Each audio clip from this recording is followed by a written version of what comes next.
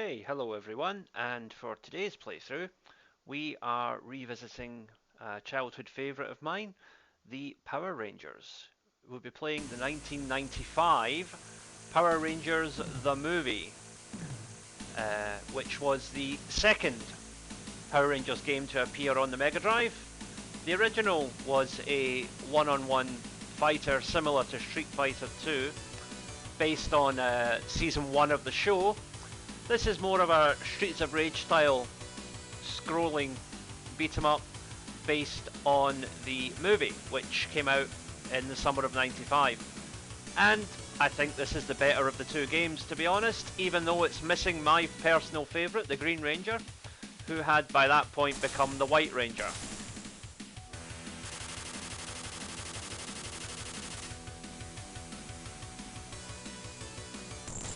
So let's get into it.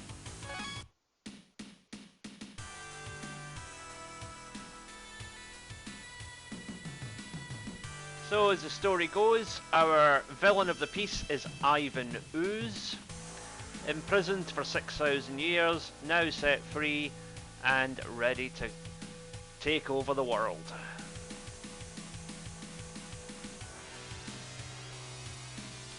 Now, a funny quirk of the film, the film was made in Australia, although the TV show was filmed in the US. So for some inexplicable reason, several background characters in Angel Grove suddenly developed Australian accents. And here we go, stage one. Let's start off with... let's go with the Black Ranger.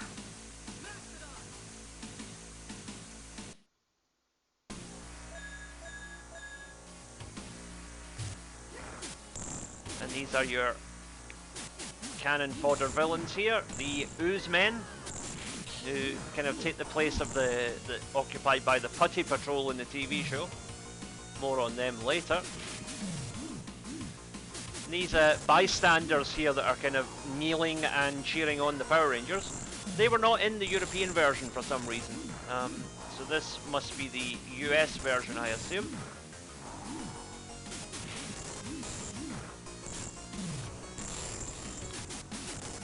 Unlike the recently released Power Rangers Rita's Revenge, which, you know, is a good game, this one, each Ranger has a unique moveset, which gives all the characters a bit more authenticity.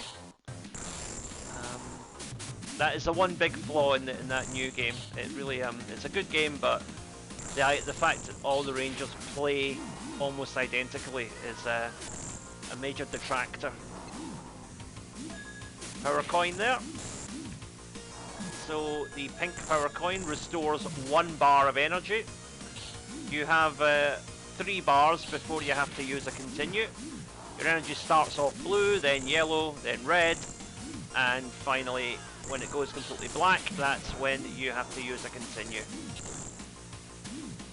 Don't think we'll have to do that too often though, because this is not a difficult game, even though I'm playing on normal difficulty.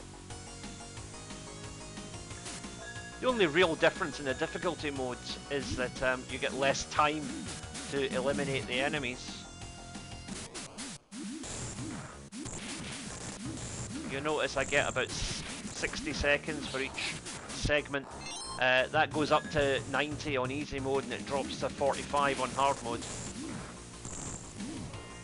I mean, that can create more difficulty in the sense that once the time runs out, your health bar will start ebbing away until you clear that section. Not an issue at this point, but it does become an issue in later levels.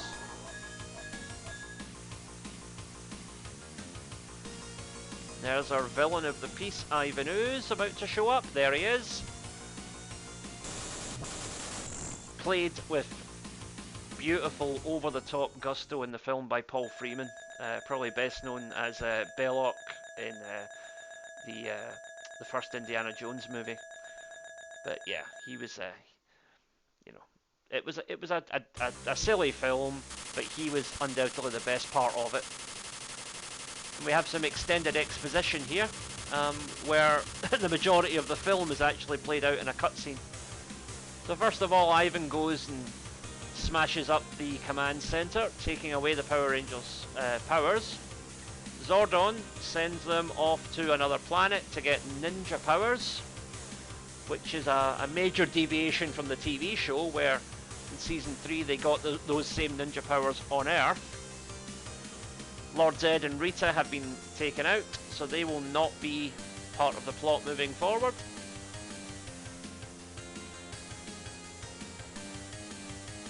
And there's Dulcia, the Master Warrior, who helps the Rangers find their new powers.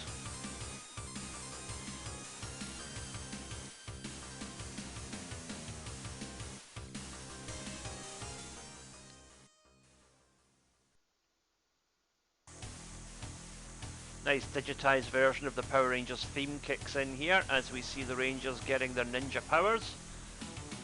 Unfortunately, you don't get to play as the Ninja Rangers in this game though. It's a shame because those really were quite spectacular costumes. Underutilized in the show in my opinion as well. And Ivan has dug up his two kaiju monsters, the Scorpitron and the Hornetron. Hornetron's basically a giant hornet, and Scorpitron, well, as you probably guessed, is a scorpion. But not to worry, we'll soon deal with those.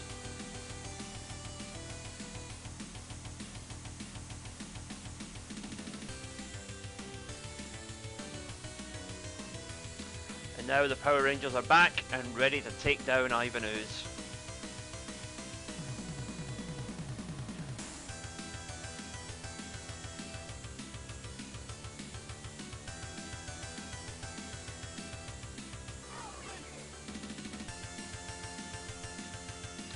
Must admit, I like the redesigned suits that they used for the movie.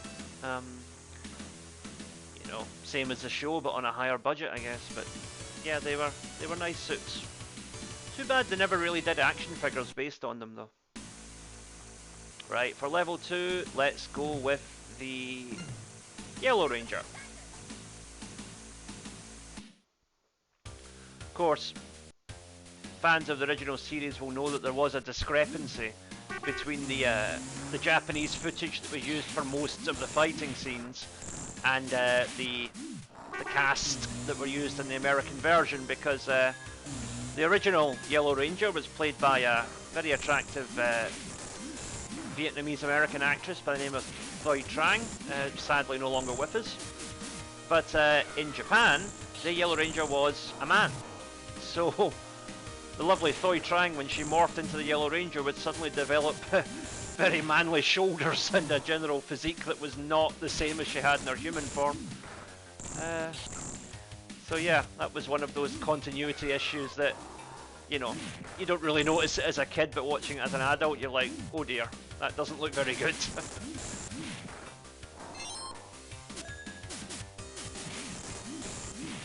Apologies there, we had a momentary lapse, but we are back now.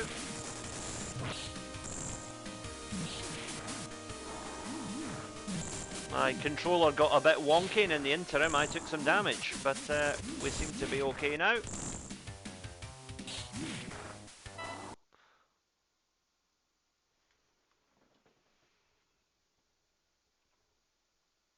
I don't want it.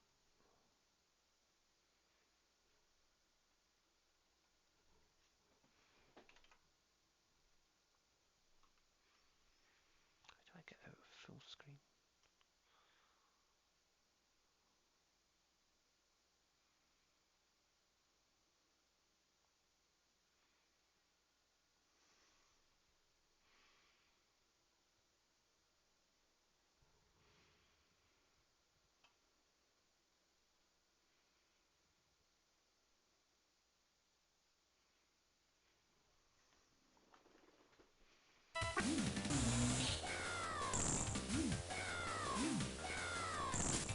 As I mentioned before about the timer, it does become a bit of an issue as you move through the levels. We've only got 12 seconds left here, but only one more villain to take out, so we're fine.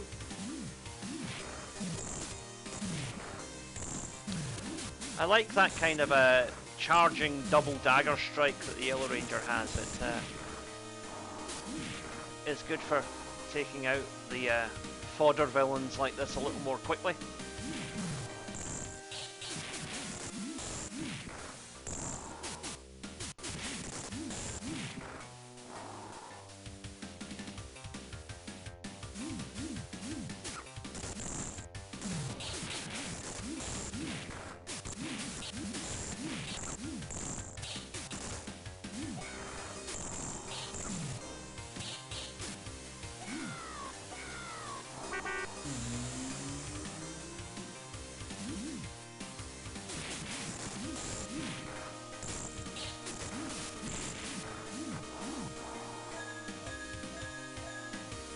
And as we move through the level here, the Ooze men will keep coming, but thankfully from the next level onwards we get a bit more enemy variety. I say a bit more, it is just another repetitive fodder enemy, but again, this is a game aimed at kids. You've got to see it for what it is. It's not high art, it's Power Rangers. And with that there come certain limitations.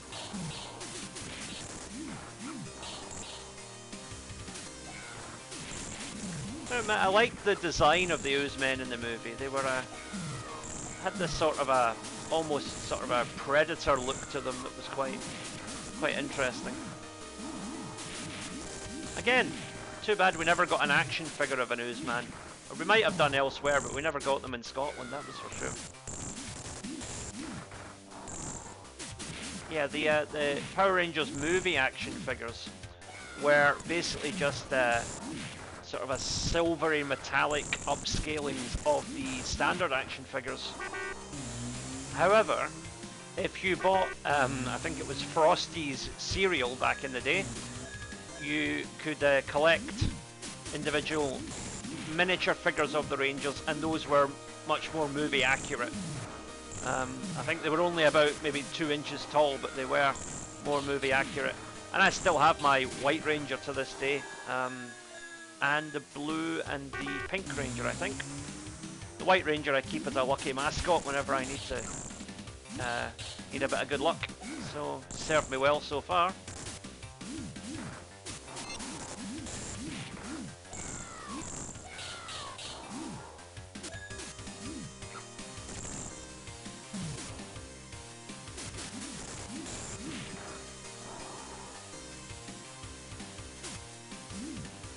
Of course, a good technique here is just to hold in the attack button to charge up your projectile attack and wait for the enemies to run at you. And if you're lucky, you might hit 2 or even 3 of them with one attack.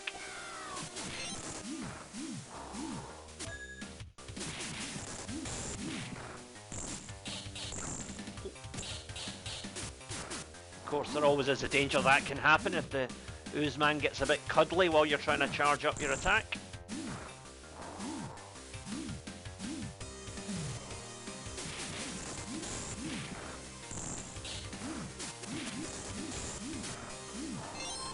Unfortunately with this game though, there are Zord battles to come which break it up a little bit, but those play very similarly to the Power Ranger sections, so the whole game does feel a little bit repetitive.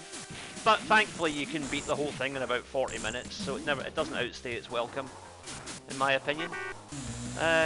Probably wouldn't have paid £40 for it back in the day though.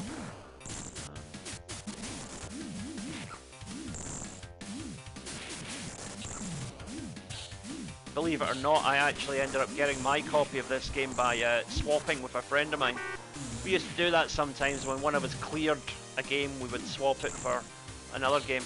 And I got this and he got Street Fighter 2, so most people would say he probably got a better deal, but I was a big Power Rangers fan at the time, so I was delighted with that.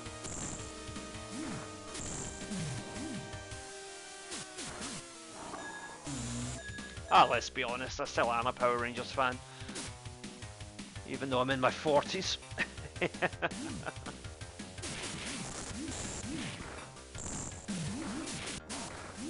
Again, maybe it just ties back to the whole superhero thing. I just like the idea of, you know, characters that are bright, heroic, and shouldn't be taken too seriously. We don't have enough TV like that these days. You know, it wasn't just Power Rangers, things like the A-Team, Knight Rider, you know, from about 10 years previously.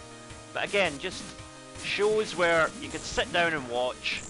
It wasn't dark, it wasn't edgy, it was just fun, and you knew that at the end of the day that the good guys were going to win and the bad guys were going to get their just desserts. We need more of that, and I'm hoping that the new Superman movie is going to deliver that. And we now move on to our first Zord Battle of the game. So there is the Hornetron.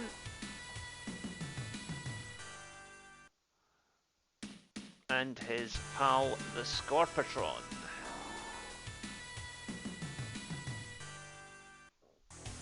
Now you have a choice of two Zords here, the Ninja Megazord or the Falcon Zord. Now because we're facing two enemies here, I'm going to go with the Falcon Zord just for its speed and agility.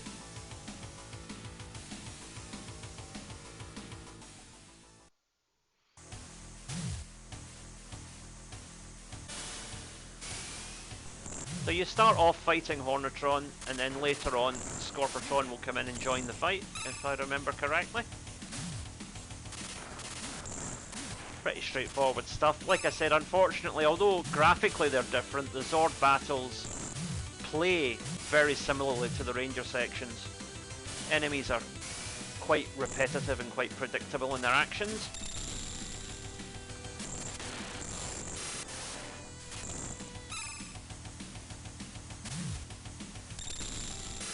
Again, the Falcon Zord's agility comes in handy there because you can just slip past those projectile attacks.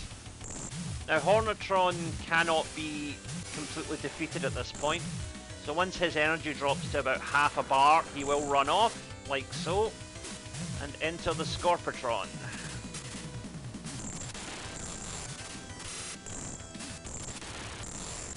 And Scorpitron has a slightly lower hitbox, so you do have to be careful, but again, not a particularly difficult boss. I mean, we are only on level 2, so...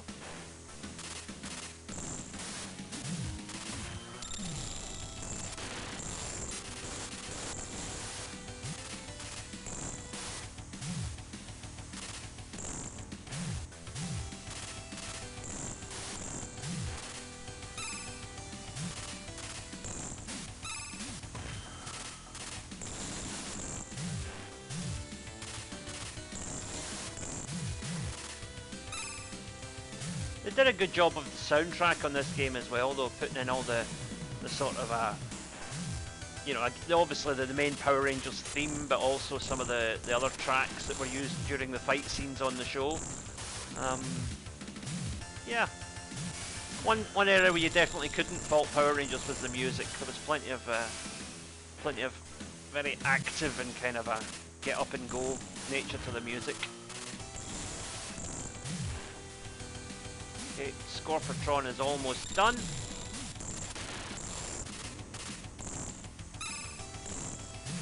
One more of those should probably do it.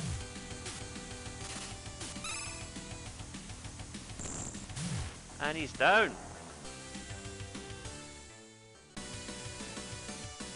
And of course, we strut there from the Falcon Zord. And now it's time for a flashback.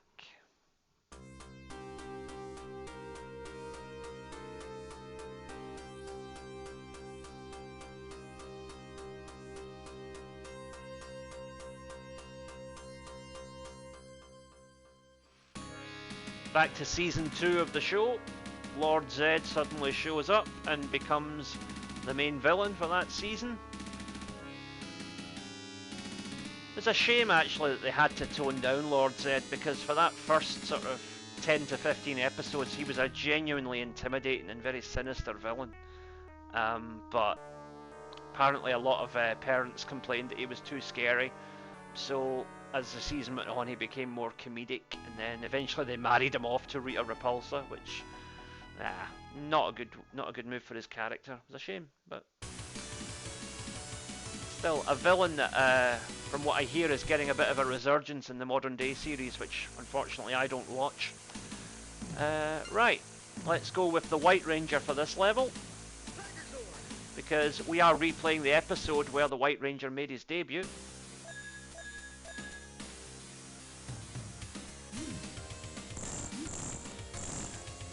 And of course we now get to tangle with the Putty Patrol.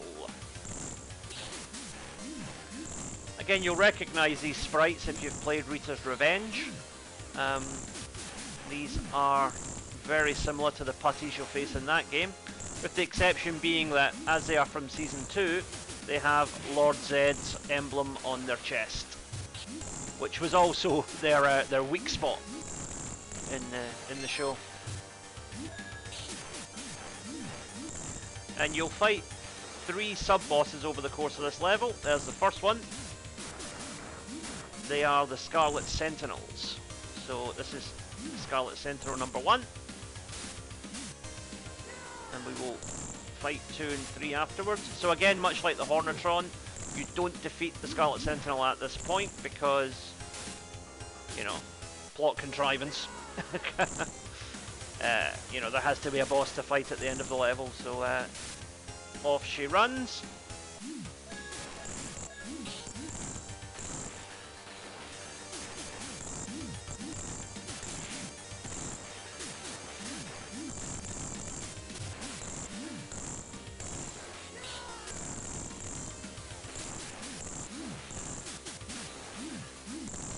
And of course, the funny thing is that although the White Ranger appears alongside the original Rangers in the American version, you would notice that quite often the White Ranger would fight separately from the other 5 Rangers. This is because any footage they used of the White Ranger was actually taken from a completely different show. The original Power Rangers, as they appear in their dinosaur-inspired suits, was from a TV show called Kyoryu Sentai Zyuranger, which was made in 1992, which was a year before the original Power Ranger series debuted. Whereas the White Ranger, or the Kiba Ranger as he's known in Japan, is taken from a show called Dai Ranger, which was the sort of sequel to Zyuranger, but was completely unconnected. Completely different cast, completely different setting, etc. And completely different suits. Which is why the White Ranger's suit is so radically different to that used by the others in the show.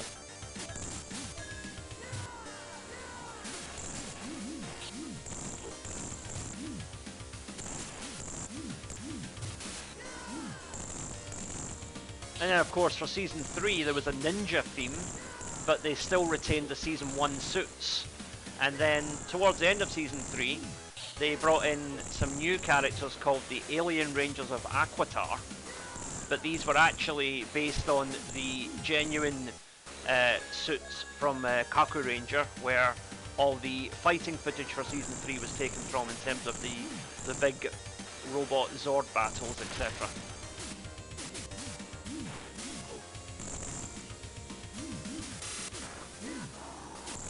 And then after that, from Season 4 onwards, they just adopted the Japanese model of completely new suits, new setup every season. So Power Rangers Zeo followed after that, which was based on O Ranger in Japan. And then of course after that you had all the others, Space Rangers, Time Rangers, etc, etc. And that was when I kind of lost track of the show, I'm afraid. Zeo was the last one I remember actually watching. They kind of lost me after that because it was at that point that most of the original cast left. And, you know, also, I think I was about 16 by that point and probably getting too old for Power Rangers. Though here I am sitting playing it now, 25 years later. So we've got our third and final Scarlet Sentinel here, and once she goes down, we now move on to the Zord Battle. And since this is a flashback, we will be playing as the robots from Season 2.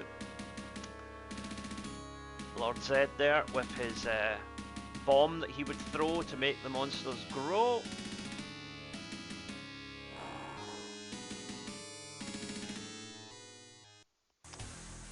And let's use the Tiger Zord. loved that toy when I was a kid. It was like the evolution of Transformers.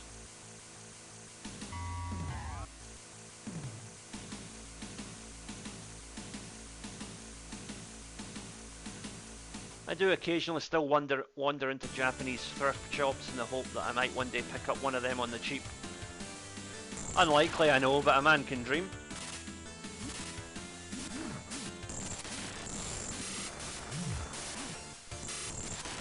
I actually, as a child I had 2 cats, and one of them I named Saba, after the talking sword that the White Ranger used from Season 2 onwards. So I think that goes to explain the extent of my fandom at the time.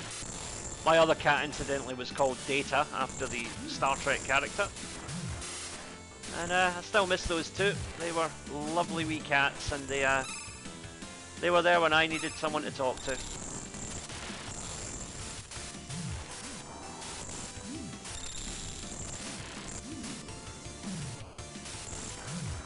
You know, animals are our friends, and I don't care what anybody says, those cats knew what I was talking about. They had empathy. Something that a lot of humans these days actually seem to lack. So, you know, get a cat if you're unhappy is my point. Or a dog. Dogs are great too, but I'm definitely more of a cat person. Anyway, back on track here. We are almost done with this battle. Let's use the famous White Tiger Thunderbolt here.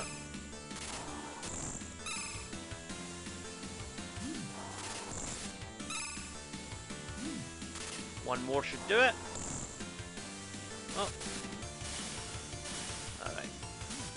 There we go. And she's down. Level cleared.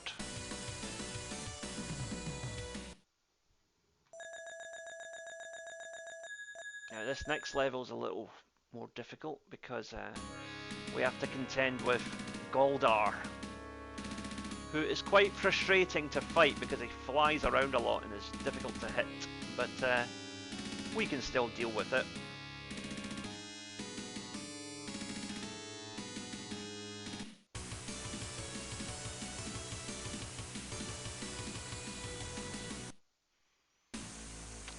Let's go with the Red Ranger this time.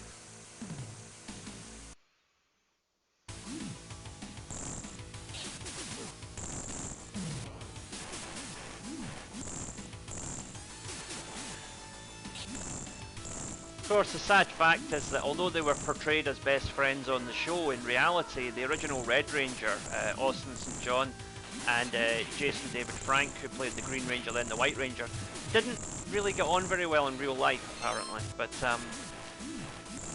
after Jason sadly passed away a couple of years ago, it was nice to see that Austin was one of the first people to go on social media and say something nice about the guy. You know, as Austin said, once a Ranger, always a Ranger. So nice to know that, you know, they eventually were able to put their differences aside.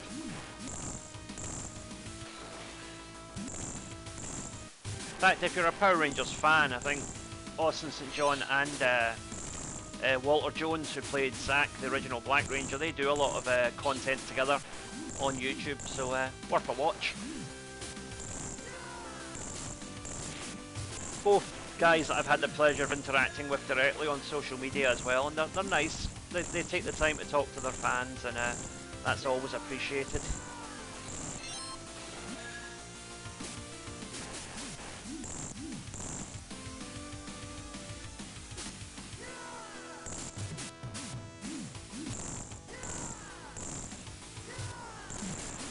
By all accounts, the original Power Rangers show was actually quite a difficult production in a number of ways. The actors who played Zack, Trini, and Jason ended up leaving midway through season 2, or they were fired, depending on whose narrative you want to believe. Basically because they wanted to unionize for a better salary. Because at that time, Power Rangers was a global phenomenon. It was bringing in millions, possibly billions of dollars in merchandise and all the other things, and And when they factored in the hours that these guys were actually working to produce the show, because it was something like 60 or 70 episodes a season, it was hard work. They were actually making not much above minimum wage, which is shocking when you think that these were actors that kids all over the world not just knew but admired and actively looked up to. So I don't blame them for wanting more money, and I think it's a shame they never got it. Now, secret boss battle with Lord Zed, or perhaps should I say Lord Zed's hand.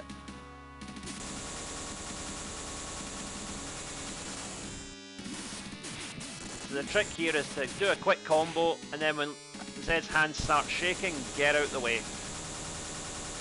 The bomb attack will go whichever way his head is pointing. So if he's looking that way, you want to... Oh dear, I got caught out there. But he's nearly down, and there we go. You don't actually get any points for defeating Zed there, but it's just a fun little Easter egg to go in and have some kind of fight with the main antagonist.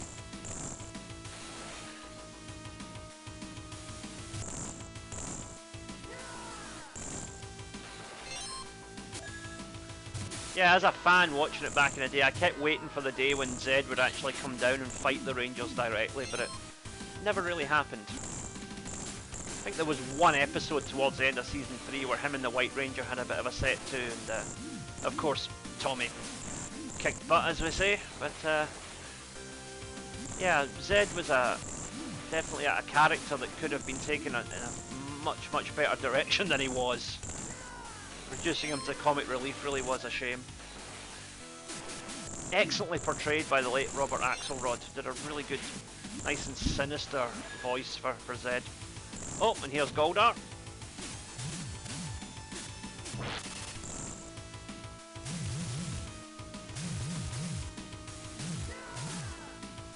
He hovers around a lot, which makes him tricky to hit. And he does that feather attack.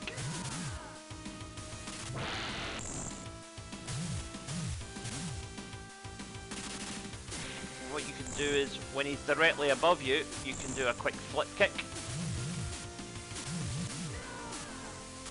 Like so.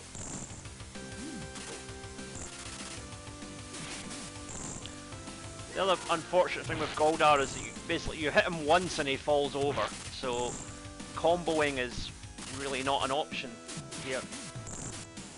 So what you want to try and do is make sure that one hit is the most powerful hit possible. Like so. So if you time it right, Goldar will eventually move above you, and when he does, you can, well, he'll usually move above you. But the charging attack or the charged attack, depending on which one you choose, is the best option here. And look, the coward that he is, once we get Goldar's energy down to about half a bar, he'll go scurrying off, like he always did on the show.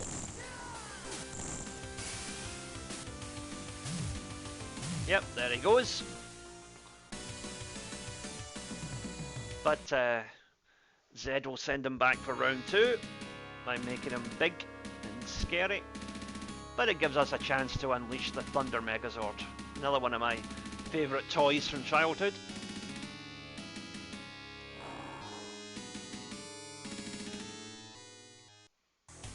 Definitely think Season 2 of Power Rangers had the best Zords. It was they just looked so much more technically advanced than Season 1.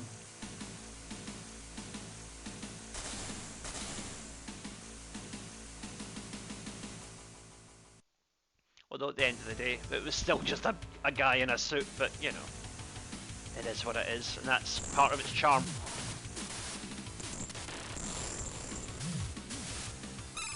Now in the Zord Battle section, it's a little more difficult because, again, one hit and Goldar goes down, but the Zords are nowhere near as flexible as the Rangers are, so landing those hits can be difficult. So your best bet is to let, when Goldar goes high for that attack, quick charge and then strike.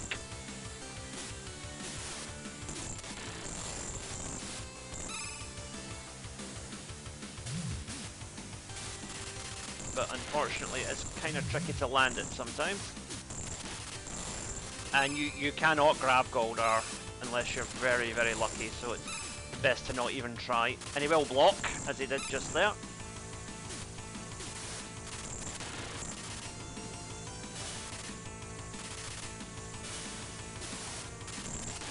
Yeah, I really love this Thunder Megazord design. Definitely, possibly my favourite. Right up there with the Shogun Megazord from Season 3 is another favourite of mine. And of course the Dragon Zord, which was basically Mecha Godzilla changed just enough that they couldn't get sued.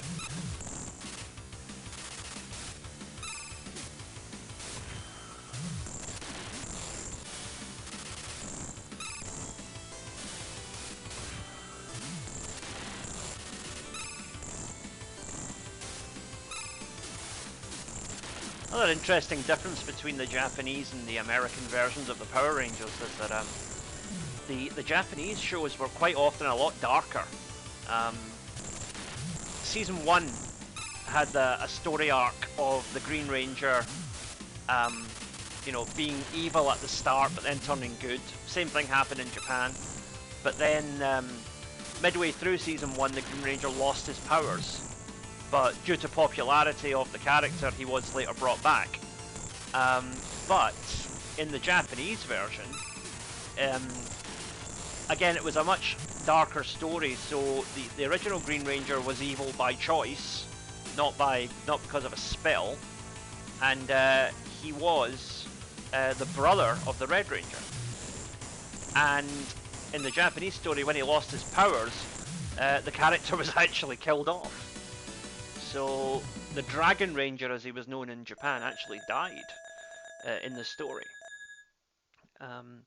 And the Rita Repulsa character was much more overtly evil, and I think at one point she actually summons the devil himself to fight the Rangers. So it kind of yeah, a much darker show generally, but still, you know, light-hearted in its approach, but a much edgier storyline. Really must watch it someday. And here we have the contrived story of the three Rangers being sent off to a peace conference, which, you know, in reality we all know they got removed from the show for wanting to be paid a decent wage.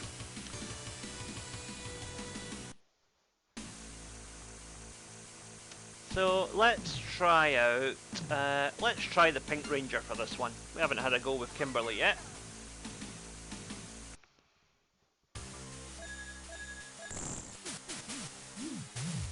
And we have to have another Goldar fight here. Thankfully his energy bar is a bit lower than it was in the previous level, so it shouldn't take too long.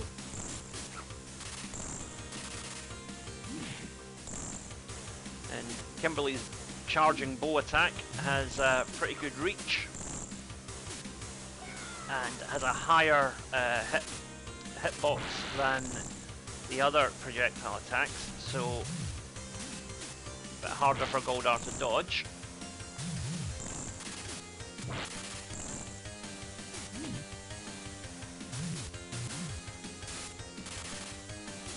There we go, nice little jumping punch.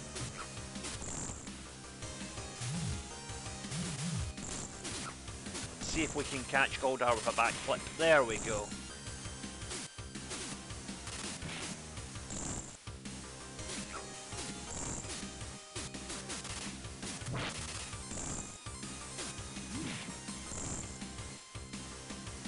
This is probably the most difficult level of the game in my opinion, because once you defeat Goldar it basically becomes a run to the end of the level with, I mean the premise in the story is that the planet is falling to bits and you have to get off it before it explodes. But for the purposes of gameplay that basically means you have constant flaming debris falling on you as you're trying to make your way towards the end.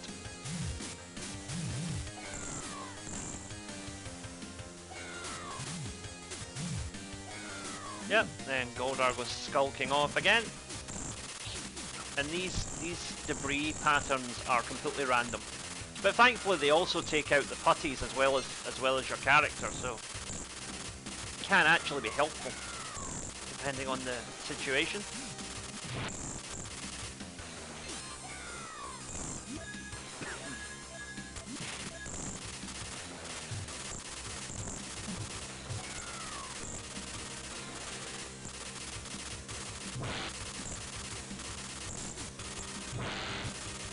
Oh, I'm going to need to get some more energy in a minute.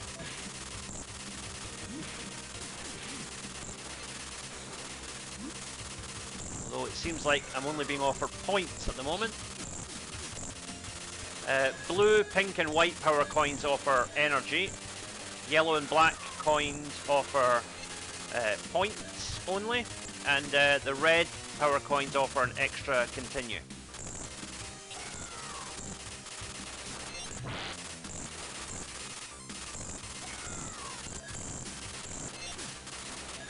Yep, stacking up the points here, but no energy to speak of.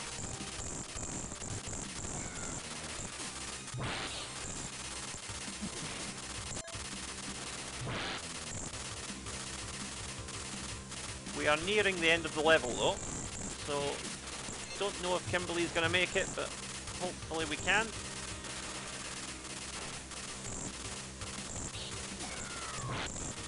Yeah, I think a lot of boys of a certain age, their first crush was Kimberly the Pink Ranger, but maybe I'm a weirdo, but I liked Scorpina.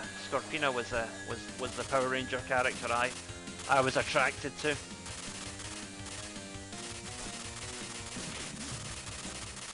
I guess that is maybe a type I like. Cute, but extremely dangerous at the same time. And all we have to do here is just smash this statue, and the level is clear. You notice in the background there that large dragon, that was Serpentera, Lord Zed's personal warrior Zord, which I also had as a toy back in the day, and it was huge. The thing must have been about 50-60 centimeters tall. It was huge.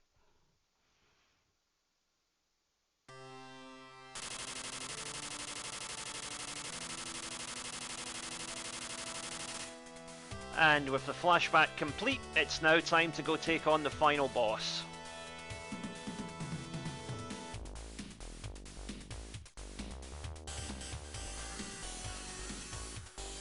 And so Ivan has merged with the Hornetron to form this four-armed monstrosity, which wasn't given a name in the movie, but in the game is called Ivan's Ectomorphicon. Try saying that after a couple of beers.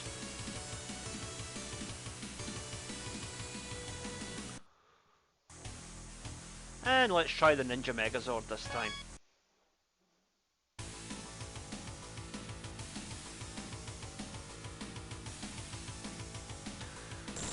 Another interesting fact is that the season of Power Rangers from Japan that this was based on, Kaku Ranger, did not have a Pink Ranger. So the Crane Zord, which forms the head of the Megazord, was actually the White Ranger's Zord in that version of the show. It's also why, if you watch Season 3, you'll notice that the Shogun Megazord also does not have a pink element. It was, yeah, it only had white as opposed to pink. Whereas the toy, the white Shogun Zord was turned pink for some reason.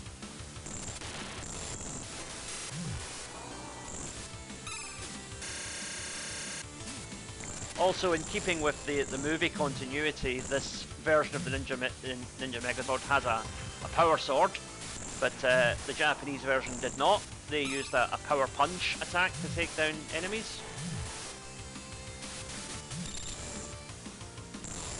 which was again later incorporated into season 3 of the TV show.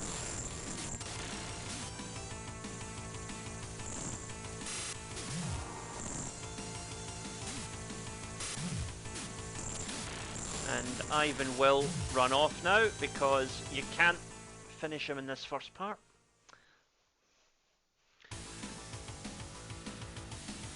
So he's now heading into space, and of course we're following. And we're now treated to a great shot of the Ninja Mega Falcon Zord, which unfortunately again you don't get to play as, despite this beautiful cutscene.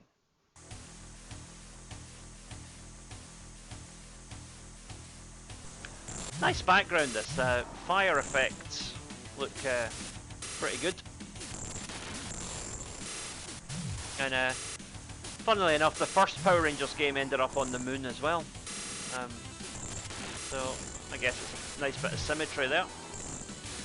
They were made by the same programming team after all, both games, despite playing very differently. We'll probably play the other Power Rangers Mega Drive game at some point, but it's not a game that's held up particularly well. It was clearly attempting to cash in on the Street Fighter 2 success at the time, but it was nowhere near that level of playability.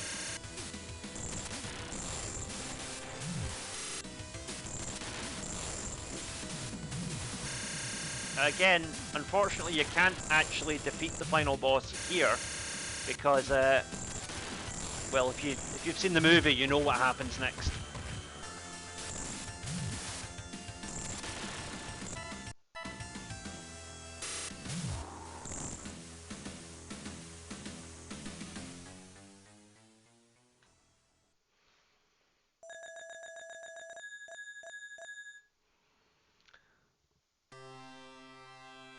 So, I have made it into the top 10. Nice.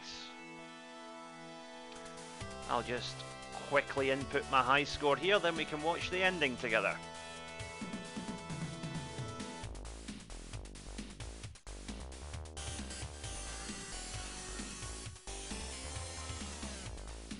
Tartan Samurai Gaming. There we go.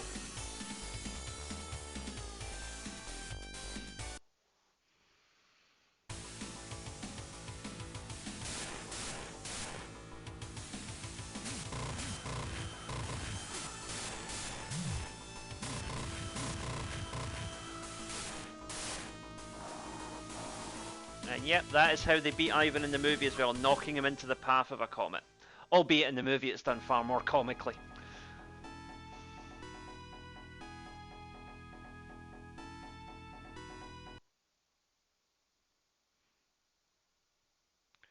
And of course, no Power Rangers adventure is complete without a cameo from our two favourite half-wits, Bulk and Skull.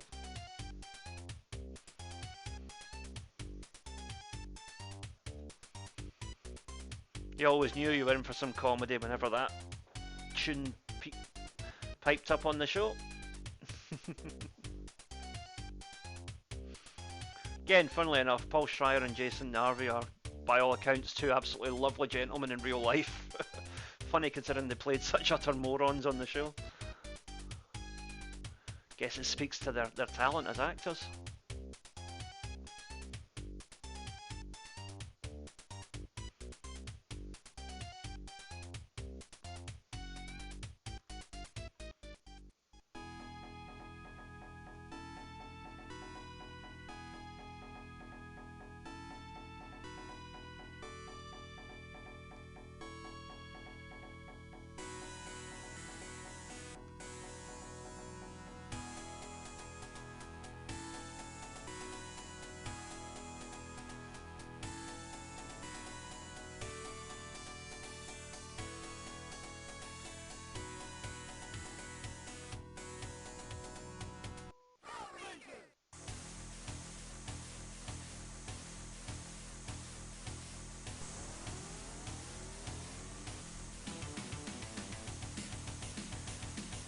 And as we watch these credits, I will just once again thank you all for tuning in today. And, you know, if you get a chance, check out the movie, Power Rangers the movie. It's good, harmless fun from typical mid-90s action movie. Some very, very early CGI in the end battle, but, you know, it's still watchable. It was clearly made with a lot of love, even if it was quite corny and silly in its own way. And as I say, Paul Freeman as Ivan Ooze just makes it all a lot more watchable. But thankfully by this point in time, the publishers had moved on from their previous stance of not allowing names to appear in the credits, so all of our game designers and programmers are properly getting their due credit here, which is good, because as I said before, video games are an art, and it's very important that artists are recognised for their efforts.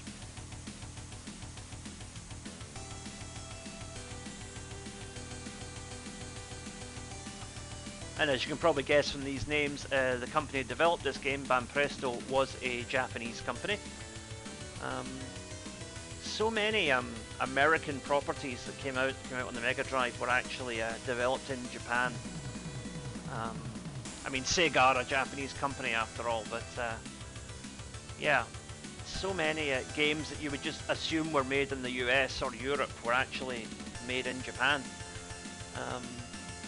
Which must have been interesting, because I imagine that most of the Japanese working on this game would have no idea who the actual characters were, because they would perhaps have seen the Japanese show, but I suspect probably not the American version.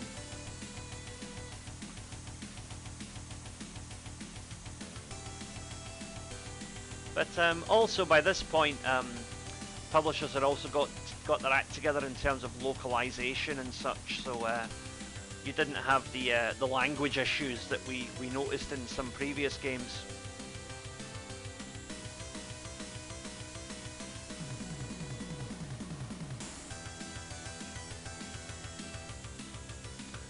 I mean, as you see here, most of the testing and quality assurance team were not in Japan, whereas the game itself was built and created and designed in Japan. So good collaborative work there from from both sides of the pond, as it were.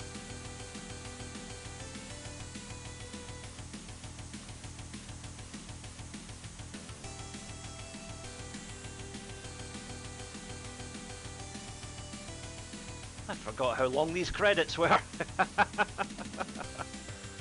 But that's good. Nice to get an acknowledgement for everybody who worked on this game. Like I said, not perfect, but it is fun, and it still holds up pretty well. And personally, I think it plays better than the latest Power Rangers game.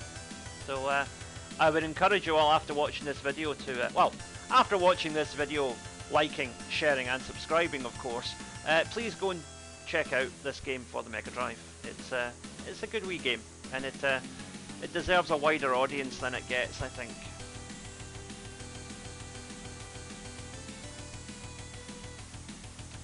And with that, we will conclude today's show. So thank you very much for watching, and I will see you in the next one.